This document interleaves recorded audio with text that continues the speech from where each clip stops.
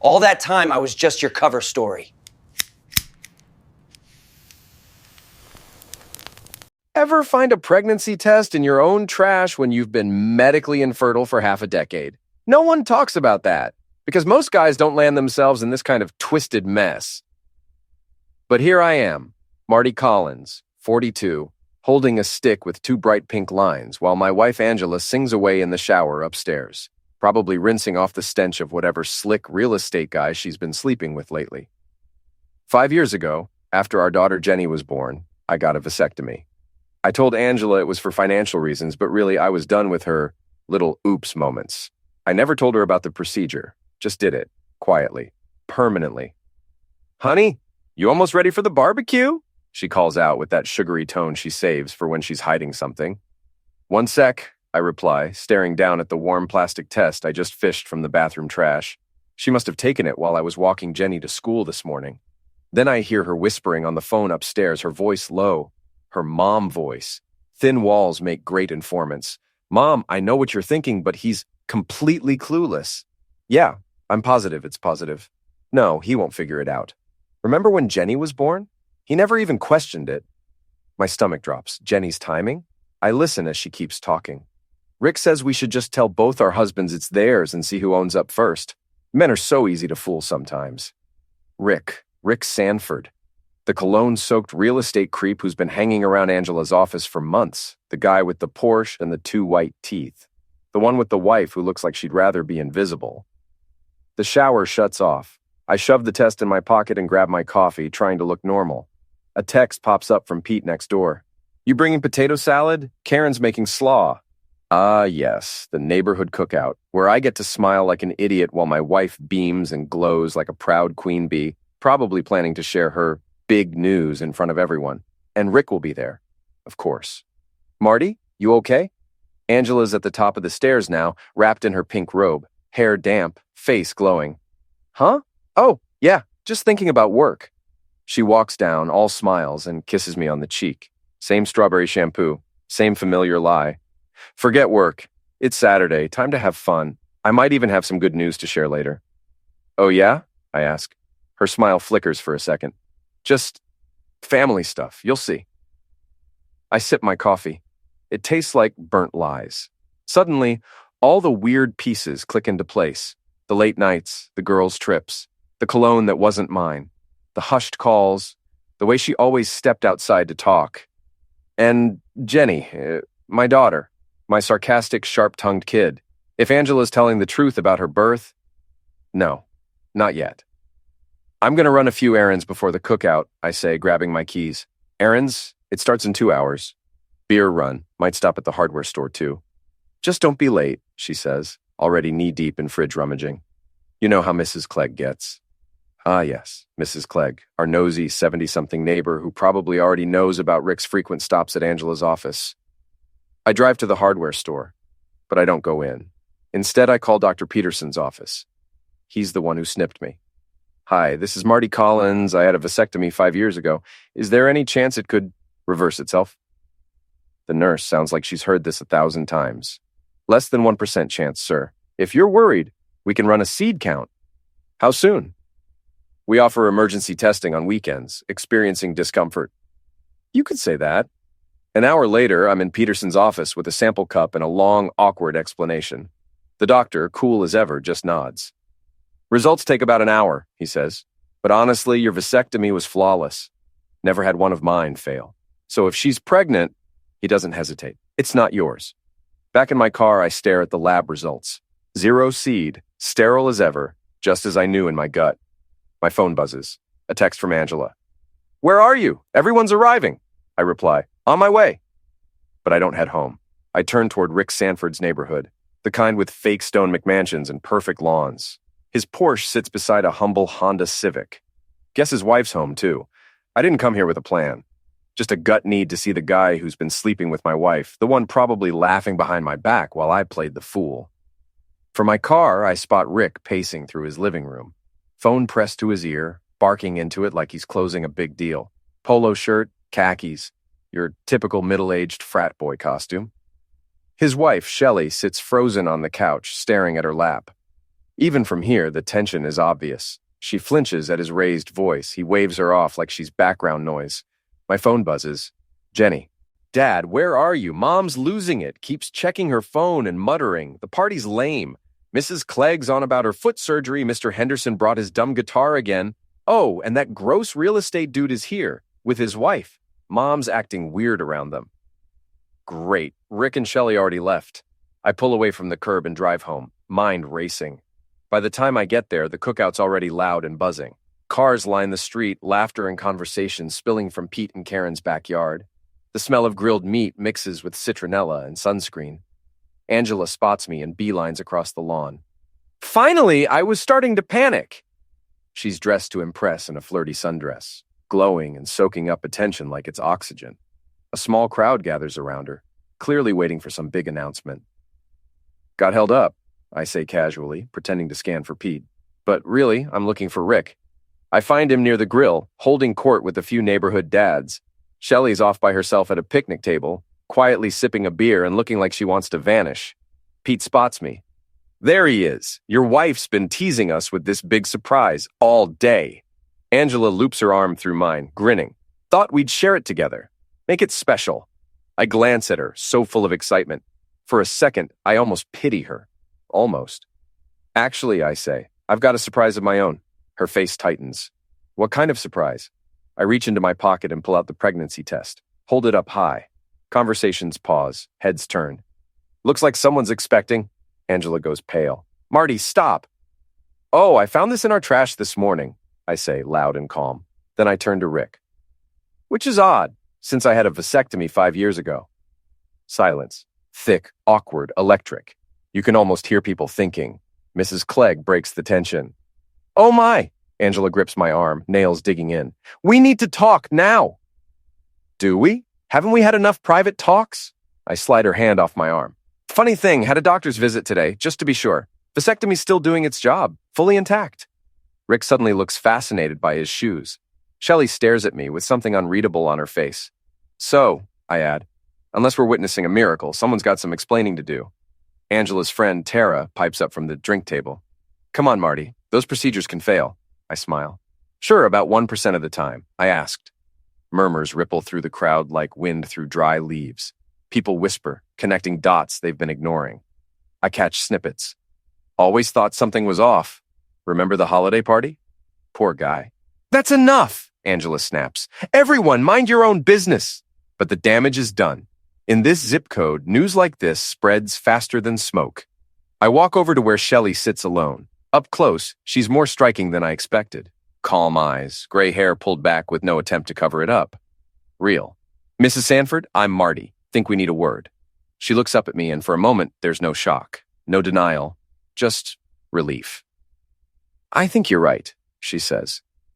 Rick Sanford's house is all showy excess, but his kitchen tells a different story. Homey, mismatched, lived in. The fridge is cluttered with reminders and to-do lists, not at all the showroom vibe I expected. Coffee? She asks, already reaching for mugs. Absolutely. We left Angela spinning stories, trying to clean up the fallout. Rick vanished, probably locked in his garage, waiting for it all to blow over. The gossip train's already left the station, and there's no stopping it now. Shelley sets a mug of coffee in front of me and takes the seat across the table. Up close, the wear shows, fine lines etched by years of holding it together. How long have you known? I ask. About Rick and Angela? 6 months, maybe more. She wraps her hands around the mug as if anchoring herself. At first, I thought I was imagining it, but then came the late nights, the excuses, the perfume that wasn't mine. What confirmed it? She gets up and pulls a folder from a drawer. Rick's careless, left his phone unlocked one night. She slides the folder toward me. Inside, pages of printed texts between Rick and Angela. It starts off flirty. It escalates fast. Wow, I mutter. They weren't even trying to hide it. Keep going. I do, and it gets worse. Turns out they're not just cheating. They've got an entire scheme. Their little inner circle includes Angela's friend Tara and others I don't even recognize. One message from Angela. Tara thinks we should just tell them both we're pregnant and see who steps up, like a test. Rick replies, Your guy seems easy to manipulate. Mine might catch on. I shake my head. They think we're complete morons. Shelley gives a joyless laugh. Here's the kicker. She points to another message. Angela, Marty hasn't touched me in months. Perfect timing for the pregnancy reveal. Rick. What if he asked for a test? Angela. He didn't even question Jenny's birth, and that was way more suspicious. I freeze. What does that mean about Jenny? Shelley's voice softens. They talk about her too. Say she looks nothing like you. That Angela was lucky you never added things up. I swallow hard. Jenny's blonde, athletic. Angela's clone. I always figured genetics were just being quirky. Shelley continues, This isn't Rick's first time. It's a game to him. She hands me more texts. This time between Rick and a guy named Brad. They rate women like fantasy football players, compare notes, share strategies, even pictures. Photos? I ask. Nothing graphic, just them with their targets at dinners or work events, like trophies. I sit back, stunned. Who else knows? More than you'd think, not nearly enough. She refills our cups. But here's the thing. They're not just cheating. They're planning to ditch us and make us look like the problem. She shows me her phone. I started recording after I found the texts. Listen, Rick's voice plays through the speaker. The trick is making Shelley seem unstable, paranoid, maybe drinking too much. Then when I leave her for Angela, people will get it. A second voice asks, what about her husband? Rick, easy, he's a loser. Sits at home, plays games, works in IT. Angela can say he's neglectful, maybe hint at emotional misuse. She looks like the hero, he takes the fall. The recording ends. I sit there, sick to my stomach. They've been building this story for months, Shelley says. Angela fakes happiness, claims the baby's yours. Then suddenly, you're the cold, distant husband. She leaves, takes Jenny, takes the baby, and plays the brave single mom. And Rick? He dumps me for being unstable after I accuse him of cheating. He walks away as the poor guy who found real love. It isn't just betrayal, it's character assassination, a setup, a script. So, what now? I ask. Shelley actually smiles, and this time it's real. Now, we outplay them. For the next 2 hours, we plan. She's been collecting dirt on Rick for months. His drinking, shady business moves, and how he treats clients. Turns out he's been skimming from his real estate deals, small amounts, but it adds up. Legal for you to have this? I ask, looking at the banking records. Joint account, she says. I have every right to see where our money's going, and where it's coming from. We sketch a plan, not some dramatic confrontation, but a quiet, strategic trap. We'll track everything, texts, calls, meetings, document every lie. Patience is key, Shelley says. They expect us to snap, to act irrationally, but we're going to stay 2 steps ahead. And the pregnancy? It buys us time.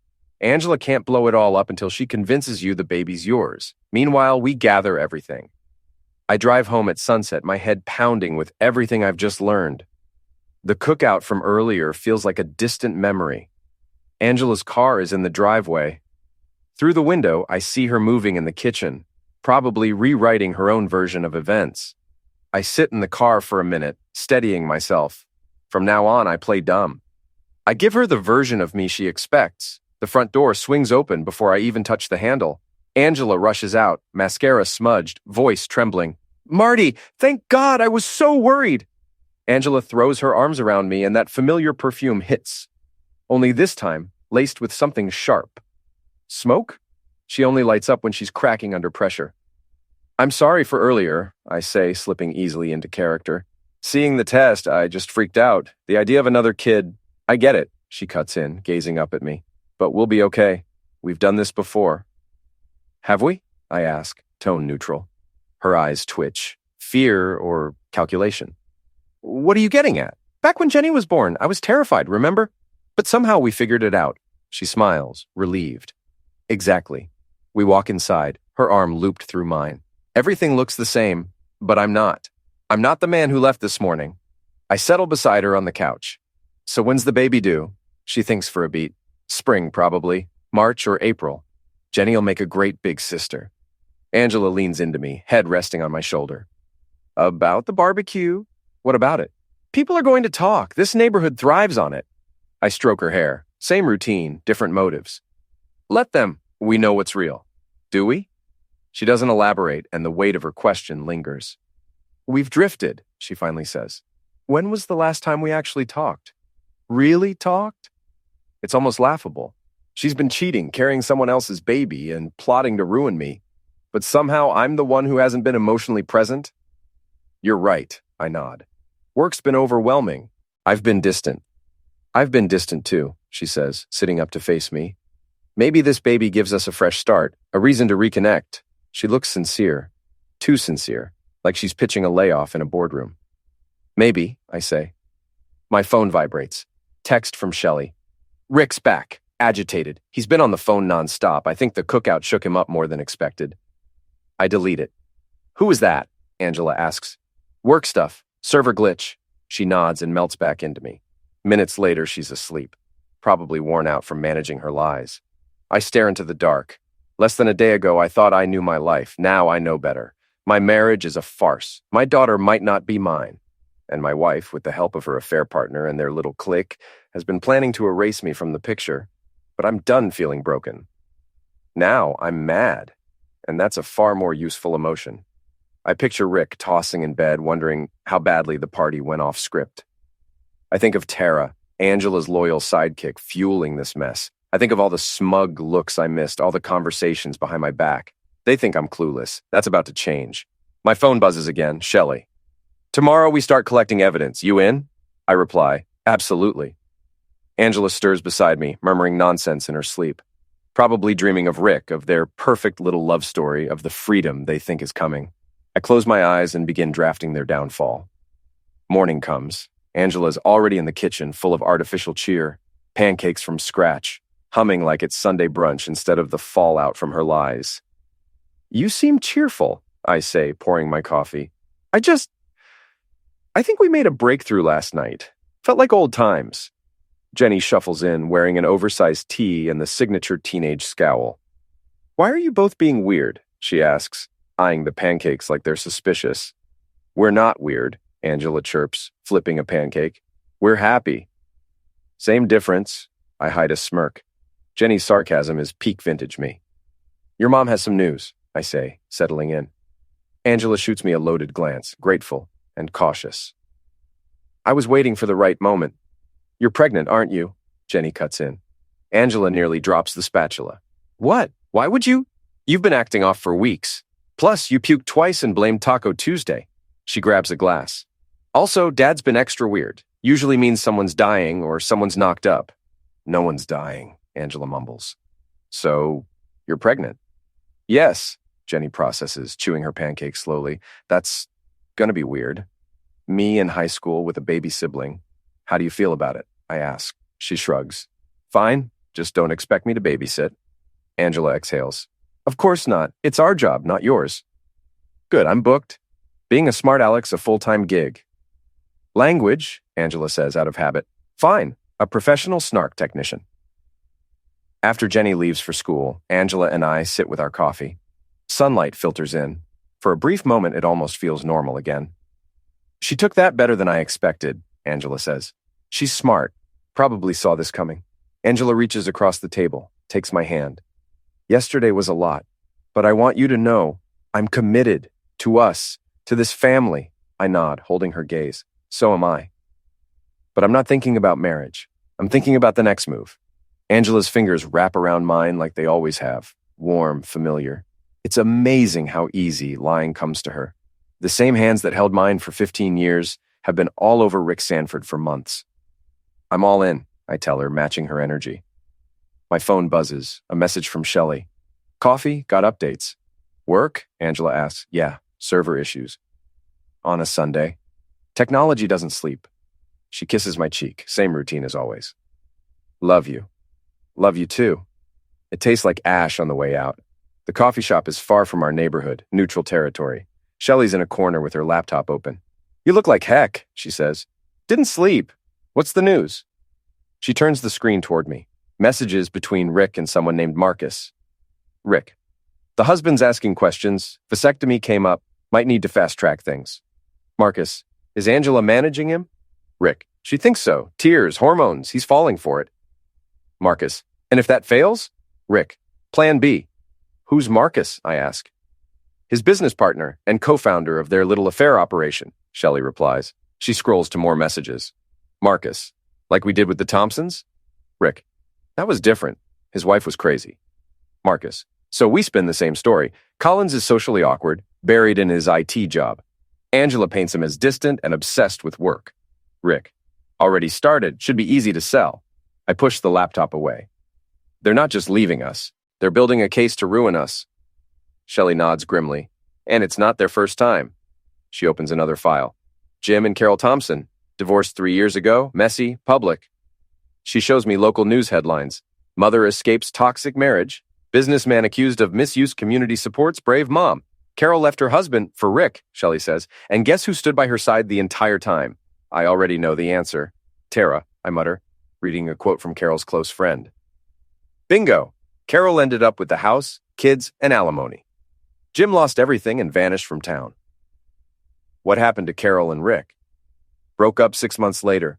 Once the thrill died, so did the spark. I shake my head. So Angela ends up broke and alone, Rick moves on, but not before they torch everything I've built. Exactly. We sit quietly, watching the Sunday coffee crowd, people with simple problems, living ordinary lives. There's more, Shelley says, something I didn't mention before. She pulls out her phone and shows me a photo, Rick and Angela, and a third man. That's David Chen, she says, Angela's boss. Her boss is involved? More than involved. He's been covering for her, providing fake alibis, creating paperwork to make you look like a deadbeat husband. She scrolls to a new thread. David, documented 3 disruptive calls from Marty to Angela at work, also noted his absence from company functions. Angela, perfect. What about the promotion? David, pushing for regional manager. Bigger salary strengthens the custody case. Angela, you're incredible. Not sure how to thank you. David, I can think of a few ways. I groan. How many people is she manipulating? Maybe not sleeping with him, but he's clearly hoping. Shelley slips the phone away. Point is, they're stacking the deck, and they've got allies in powerful places. What kind of case are they building? Neglect, emotional distance. Angela's the brave wife who finally broke free from her cold, uninvolved husband. The room feels smaller. It's not an affair. It's a coordinated takedown. How do we fight this? Shelley's smile is sharp. We flip the script. She pulls out a notebook filled with notes, dates, places, transactions. I've been tracking Rick for 2 months. Now we expand. Angela, Tara, her boss. We start documenting everything. Surveillance? Nothing illegal. Just smart observation, being there, listening, recording what's public. For the next hour, she outlines a plan, tight, detailed, and bold. We'll collect proof, calls, texts, photos. We'll build our own timeline. They want months to weave their story, she says. We let them. But we'll be collecting receipts the whole time. What about the baby? I'm supposed to act thrilled? Exactly. Be the perfect husband. Let them think everything's working. And Jenny? Her expression softens. We'll deal with paternity later. For now, she stays out of the crossfire. She doesn't need this trauma unless there's no other choice. Driving home, my head's spinning. In less than 2 days, I've gone from clueless husband to target of a full-blown conspiracy. They wanted a narrative where I'm the villain. They're about to find out I'm not playing that part. When I walk through the door, Angela's camped out on the couch, surrounded by baby name books and parenting blogs. How was work? She asks without looking up. Same old, just routine maintenance. I sit beside her. What are you reading? Trying to get a head start. I want to do everything right this time. She closes her laptop and leans into me. I've been thinking. Emma, if it's a girl? Sure, Emma's nice. And maybe Michael for a boy like your dad? She knows what that name means to me. My dad died when I was 12. Using it now feels manipulative, and it turns my stomach. Dad would have liked that, I say, forcing the words out. She kisses my cheek. I want this baby to bring us back together. Lately, it feels like we've been slipping. We haven't. Haven't we? She counters. When was our last real date, our last real conversation that wasn't about school or bills? She's not wrong. We have drifted, but only because she's been steering us apart. Maybe we should change that. Go out, just the 2 of us. Her eyes light up. I'd love that. My phone buzzes. A text from an unknown number. Stop digging or you'll regret it. I show Angela. Weird. Probably a wrong number. Her face darkens. That's creepy. Block it. Yeah, I will. I don't. I forward it to Shelley. Looks like we struck a nerve. She replies instantly. Perfect. Shaken people slip up. That night, while Angela sleeps beside me, I lie awake thinking of everything Shelley's uncovered. The Thompsons, the orchestrated attacks, the whispers already circulating. But for the first time in forever, I don't feel lost. I feel driven. I'm done being passive. I'm in this now, and I'm not backing down. Monday morning hits like a strange deja vu. I drive Jenny to school, head into work, sit at my desk like nothing's changed. But everything's changed. Dave swings by my desk, coffee in hand, and a smug grin. Heard your cookout turned into an event. Small town, newsflies. Congrats on the baby, man. Then, lowering his voice, though, my wife mentioned something weird, something about a vasectomy. I glance up. Dave's wife, Linda, works with Angela. The rumor mill's alive and well. Miscommunication, I say casually. Apparently nothing's ever 100%. Dave raises his brows. Well, lucky break, I guess. Guess so. After he leaves, I check my email. Shelley's sent a message with the subject. Lunch meeting. It's vague, suggests meeting at the downtown deli, but the attachment has my full attention. I plug in my earbuds and hit play. Rick's voice. He's asking questions. He's getting close. Angela. I can keep him calm. He's always been easy to manage. Rick. And if he asks for a test? Angela. He won't. He cares too much about what people think. Plus, I've already started shaping the narrative. Told some coworkers he's been distant, barely around. Rick. And if that's not enough? Angela. Then it's phase 2. But honestly, Marty's predictable. He'll play right into it. The audio ends, but the impact doesn't. Predictable. That's how she sees me.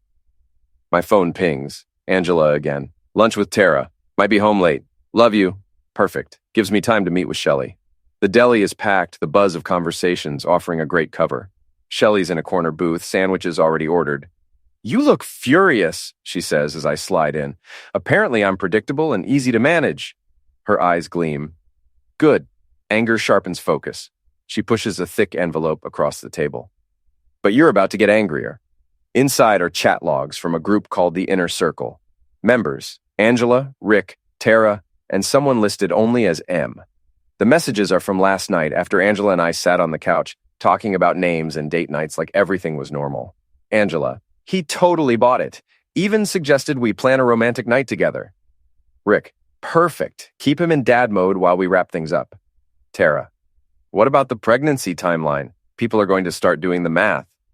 EM, we control the story, stress delays things, dates blur, it's believable. Angela, exactly. If anyone asks questions, we just lean into how unsupportive Marty's been. Rick, where are we on the paper trail? M, 3 official complaints about his behavior at work. Missed events, antisocial tendencies. It's all lining up. I look at Shelley. M is David Chen, her boss. She nods. And he's busy torching your reputation from the inside. I keep reading. Tara, what if Marty doesn't just roll over? Rick, he won't fight. He'll retreat. Makes it easier.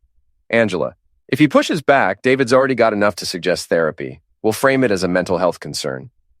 M, seen it before. Overworked husband hits a breaking point. Classic breakdown scenario. I set the papers down, fists clenched. They're not just trying to leave, they're building a case to make me look unhinged. Shelley slides another sheet toward me. Keep reading. Rick, filing for divorce in 6 weeks. Irreconcilable differences. Blame Shelley's erratic behavior. Angela, same for me. Gives us time to cement the pregnancy and paint Marty as cold and withdrawn. Tara, what about the kids? Angela, Jenny's old enough to decide. She's seen how distant he is. And with a baby coming, I'll need stability. Rick, which you'll have with me. M, flawless. Everyone wins except the spouses. 6 weeks, I whisper. They want to rewrite both our lives in a month and a half, Shelley says, unless we stop them. How? She holds up her phone and taps play. Remember when I said Rick isn't as slick as he thinks? The video shows Rick and Angela outside a hotel, full-on makeout session in broad daylight. Timestamp. Yesterday afternoon when Angela claimed she was at work, overwhelmed and exhausted. They meet every Monday, Shelley says. Same hotel, same time for the last 3 months. It's a start, but we'll need more. We'll get it, she says with a quiet fury. They think they've got it all figured out, but they made one fatal mistake. What's that? They underestimated us. Her plan is brilliant and brutal. We'll collect everything. Texts, sightings, audio, timestamps. And when the time comes, we'll turn their tactics against them, exposing their lies publicly with facts they can't spin. Timing is everything, she says. We let them think they've won until the moment we pull the rug out. And Jenny? We protect her, always. This fight isn't hers. Back at work, my phone rings. Angela. Hey, honey, just checking in. How's your Monday? Busy, but fine. Tara says people are still buzzing about the barbecue. Some of the talk's been harsh. What kind of talk? Just gossip. But I've been defending you. Telling everyone you're just processing the news and we're stronger than ever. Smooth. She's warning me I'm being talked about while casting herself as my loyal wife. Thanks, I say. We'll get through this together, Marty, I promise. After she hangs up, I stare at my phone. The woman I married, she's long gone. But that's okay. Because the man she thinks she married, he's not real either. That night, I walk into the smell of pot roast and fresh-baked bread. Angela's cooking my favorite dinner, and a bottle of red's already open on the table. What's the occasion? I ask, kissing her cheek. No reason, just wanted a nice evening. Family time. Jenny appears, sniffing the air. Mom's been cooking all afternoon. It's kind of alarming. It's not alarming, Angela says. It's called being thoughtful. Jenny squints. We eat dinner together all the time. It just usually doesn't involve side dishes that take hours. I wanted something special. Dinner feels staged. Angela's on her best behavior, attentive, cheerful, topping off my wine like we're on a first date. As dessert winds down, she leans in. I was thinking maybe this weekend we could look at baby stuff. Cribs, car seats, make it real. Isn't it a little early? Never too early to be prepared. I want to enjoy this pregnancy. With Jenny, everything happened so fast. I was scared. I want to do it right this time. Jenny looks up. How old were you when you had me? 25, Angela replies quickly. And how long had you and Dad been married? A pause. I see her doing mental gymnastics. 2 years, she says finally. Jenny shrugs and goes back to her dessert. But I see it in her eyes. She's already doing the math. Later, after Jenny goes to bed, Angela and I are cleaning up the kitchen together. It's a familiar domestic routine, one we've performed thousands of times over the years. Marty, she says as she loads the dishwasher, I need to ask you something, and I want you to be honest with me. Okay. Are you having doubts about the baby, I mean? I consider the question carefully. What kind of doubts? I know the timing isn't ideal. We're not exactly young newlyweds anymore. And money's always tight. If you're having second thoughts. She trails off, leaving the implication hanging in the air. Is she giving me an out? A chance to be the bad guy who doesn't want the baby? I'm not having second thoughts, I say. Are you? No, of course not. I want this baby. I want our family. She turns to face me, her eyes bright with unshed tears. I just need to know that you're with me, that we're in this together. I pull her into my arms and she melts against me. For a moment, it almost feels real. Like we're just a married couple dealing with an unexpected pregnancy, working through our fears and doubts together. We're in this together, I tell her. She looks up at me, and I see something in her expression that might be genuine regret. I love you, Marty. Whatever happens, I need you to know that. I love you too. And the terrible thing is, part of me still does. Not the woman who's been lying to me and planning to destroy me, but the woman I thought she was. The woman I married who used to laugh at my jokes and fall asleep in my arms and make pancakes on Sunday mornings. That woman never existed. But I loved her anyway. After Angela goes to bed, I sit in my home office staring at my computer screen. I have work to do. Not the kind that pays the bills, but the kind that might save my life. I start with Jenny's birth certificate, something I haven't looked at in years. The math is simple enough. If Angela was 25 when Jenny was born, and we'd been married for 2 years, that means Jenny was conceived almost immediately after our wedding. But I remember our early marriage differently. I remember Angela being adamant about waiting to have children, about establishing our careers first, saving money, being responsible. I dig deeper, looking through old photos and documents, our wedding album, bank statements, medical records. Slowly, a different timeline emerges. Jenny wasn't conceived after we were married. She was conceived before, probably several months before based on the dates I'm seeing. Which means Angela was pregnant when we got married, pregnant with another man's child, and she let me believe Jenny was mine from the moment she was born. I sit back in my chair, feeling like the floor has dropped out from under me. It's not just the current pregnancy that's a lie, it's everything. My entire family is built on deception. My phone buzzes with a text from Shelley. How did dinner go? I type back. She's escalating the manipulation, but I think I just figured out something important about Jenny. Good or bad? I stare at the question for a long moment before answering. Devastating. But even as I type the word, I realize something else. Jenny might not be my biological daughter, but she's still my daughter in every way that matters. She's the kid who comes to me when she needs help with homework, who shares my sense of humor, who trusts me to protect her from the world's ugliness. Angela and Rick think they can use my love for Jenny against me. They think they can threaten my relationship with her as part of their manipulation. They're wrong.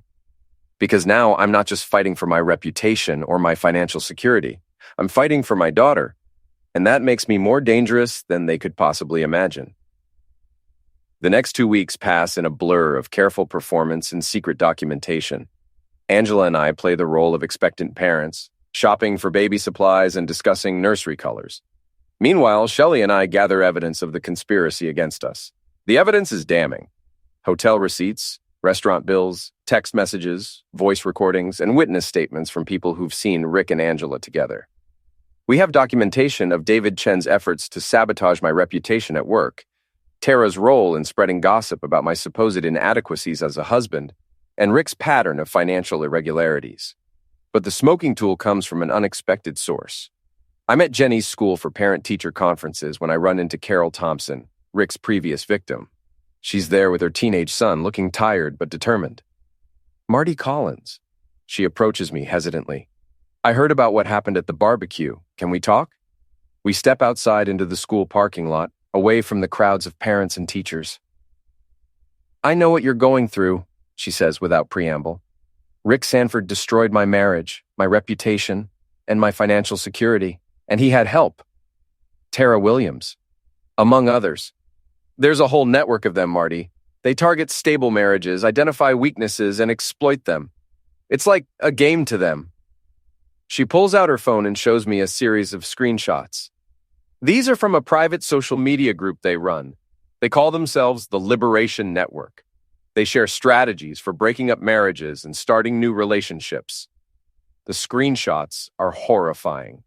Detailed discussions of manipulation tactics, psychological pressure techniques, and legal strategies for destroying their targets. Rick and Angela are active participants, sharing updates on their progress with me and Shelley. Why are you showing me this? I ask.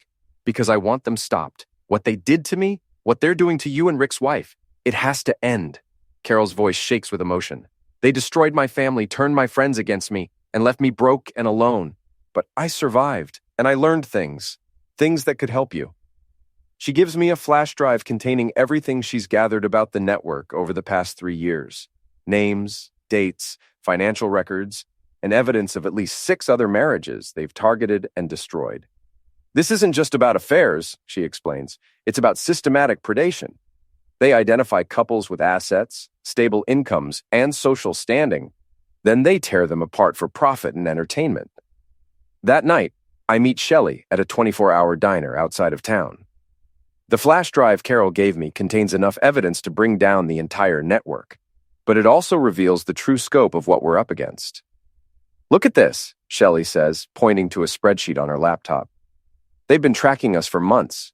Our work schedules, our social activities, our financial situations, this was planned from the beginning. The spreadsheet contains detailed profiles of me and Shelley, including our weaknesses, our daily routines, and our psychological vulnerabilities. Angela has been feeding them information about me for almost a year, long before the affair even started. They knew about your vasectomy, Shelley continues. Angela told them months ago. The pregnancy was always meant to be the final trap. I stare at the screen, feeling sick. She's been planning this since before she even met Rick. Probably. Look at this entry from 8 months ago. M is completely predictable. Leaves for work at 7:30, comes home at 6:15, plays video games until 11 p.m. Never varies routine.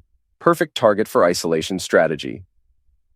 The clinical detachment in Angela's assessment of our marriage is breathtaking. She's been studying me like a lab rat, cataloging my habits and weaknesses for future exploitation. There's more, Shelley says grimly. They have contingency plans for different scenarios. If you had demanded a paternity test, Angela was going to claim you were becoming unstable and aggressive. If I had confronted Rick directly, He was going to have me committed for a psychiatric evaluation. Can they actually do that? With the right documentation and witnesses? Possibly. David Chen has been building a case that you're mentally unstable. Tara has been spreading rumors about my erratic behavior and substance misuse problems. They've been laying groundwork for months. I lean back in the diner booth, overwhelmed by the scope of their planning. How do we fight this? Shelley closes the laptop and looks at me with grim determination.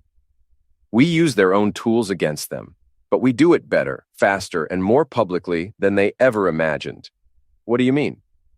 I mean, we don't just expose the affairs. We expose the entire network. Every marriage they've destroyed, every life they've ruined, every illegal thing they've done. We turn them into a cautionary tale that follows them for the rest of their lives. Over the next hour, we plan what Shelley calls the nuclear option.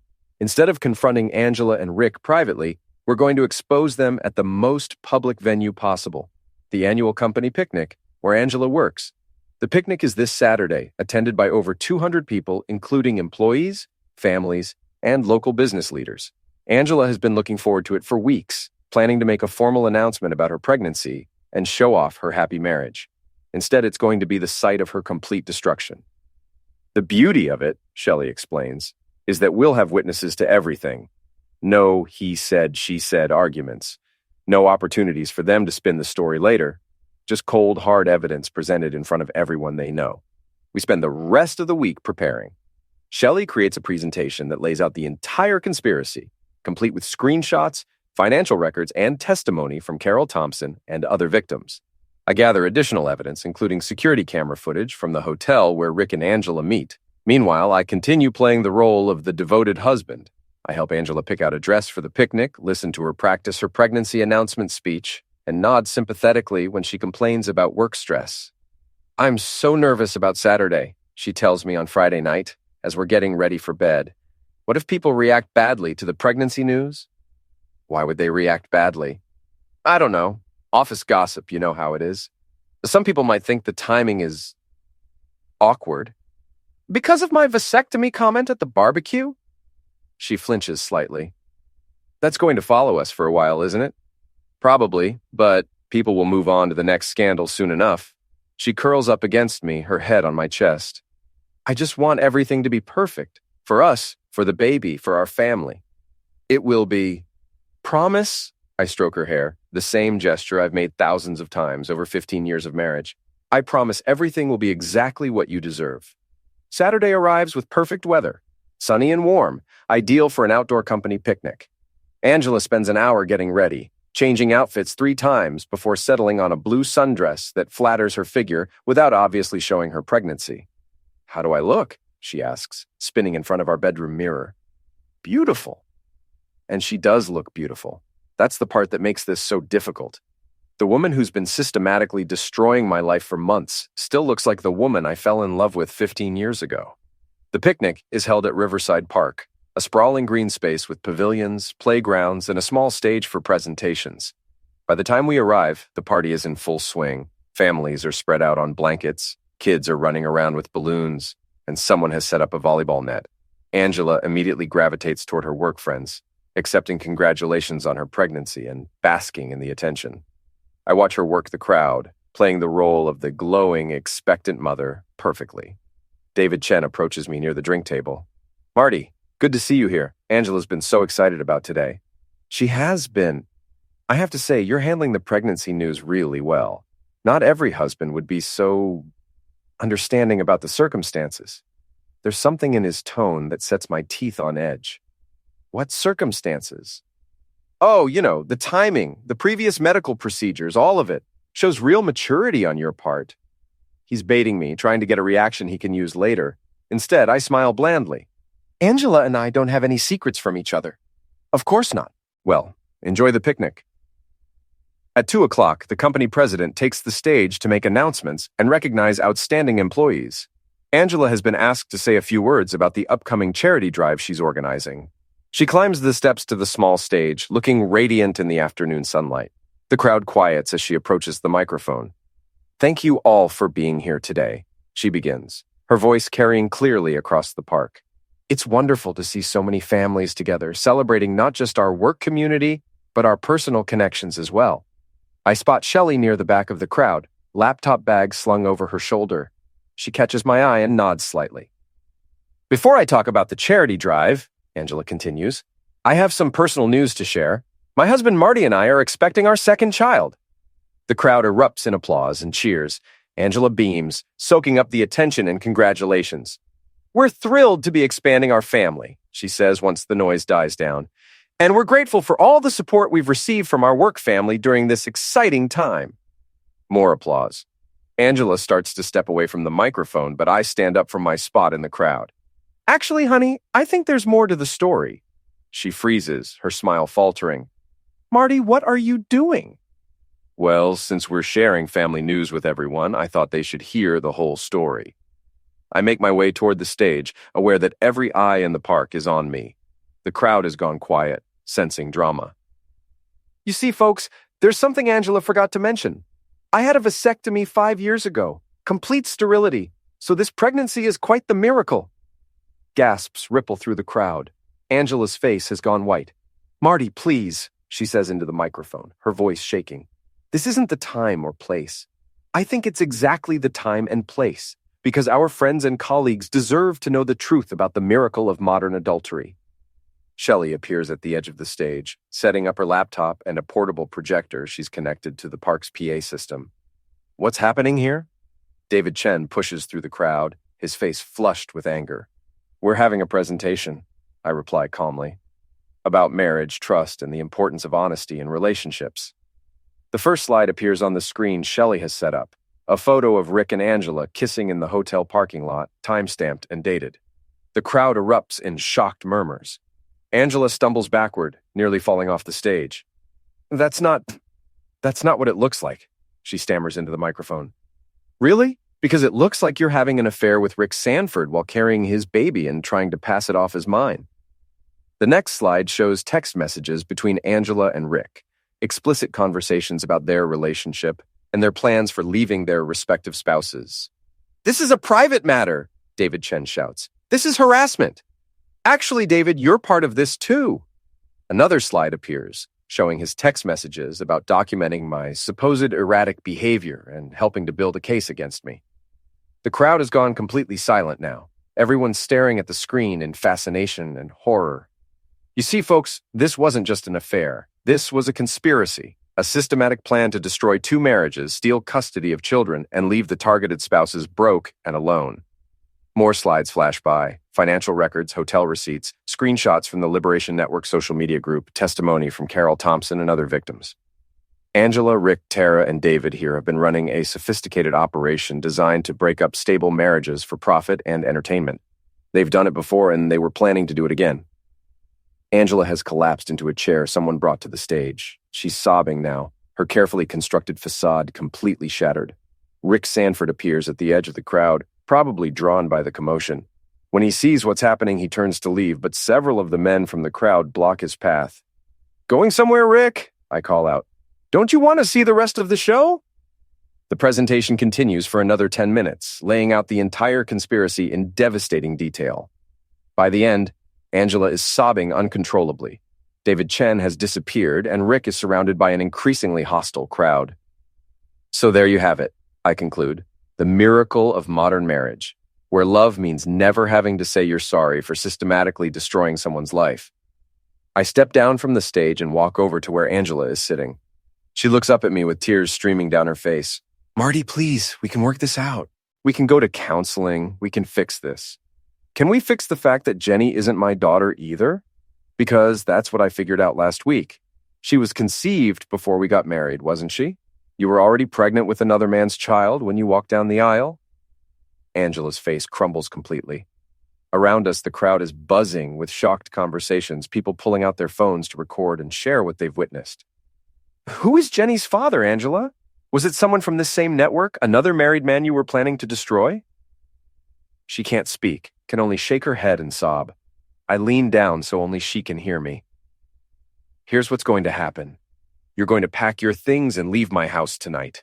You're going to withdraw from Jenny's life voluntarily, because if you try to fight me for custody, I'll make sure every detail of this conspiracy gets presented in open court, and you're going to disappear from my life forever. What about the baby?